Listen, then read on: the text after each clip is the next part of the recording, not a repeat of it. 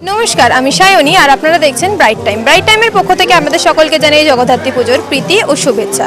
এই মুহূর্তে আমরা এসে পৌঁছেছি চন্দননগরের একটি অত্যন্ত পুজো মণ্ডপ, নতুন পাড়ার পুজো মণ্ডপে।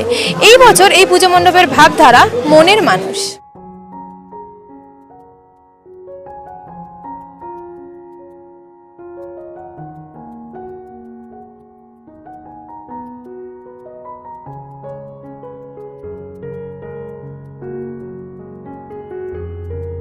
এখন আমরা কথা বলে নেব এই পুজো মণ্ডপের একজন কর্মকর্তার সঙ্গে।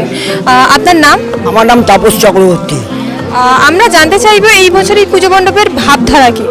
এইটা ধরুন এবছরে ভাবধারা হচ্ছে লালন ফকিরের ব্যাপার নিয়ে, যে বর্তমান যুগে যেটা পশ্চিমবাংলায় যেটা হানাহানি ধর্ম নিয়ে হানাহানি চলছে, সেইটাই আমরা এটা তুলে ধরতে চেয়েছিলাম। যে আমাদের অতীতের যে লালন ফকিরের জীবনী নিয়ে তিনি বলেছিল ধর্ম মানুষ সব এক, সেইটাই আমরা এই বর্তমান সমাজে এইটা যুব সমাজের সামনে এটা তুলে ধরার জন্য চিন্তা ভাবনা করি।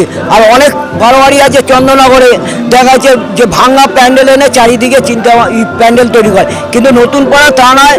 নতুন পাড়া একটা নতুনত্ব জিনিস প্রত্যেক বছর একটা স্থাপন করে জনসাধারণের উদ্দেশ্যে, সেইটাই এবছর তুলে ধরেছিলাম। যে লালন ফকিরের জীবনী কাহিনী নিয়ে আমরা এটা তুলে ধরেছি। আপনি দেখতে পাবেন একতলা থেকে আরম্ভ করে সব কিছুই রয়েছে এই প্যান্ডেলের মধ্যে, শিল্পী তার চিন্তাধারার মধ্যে।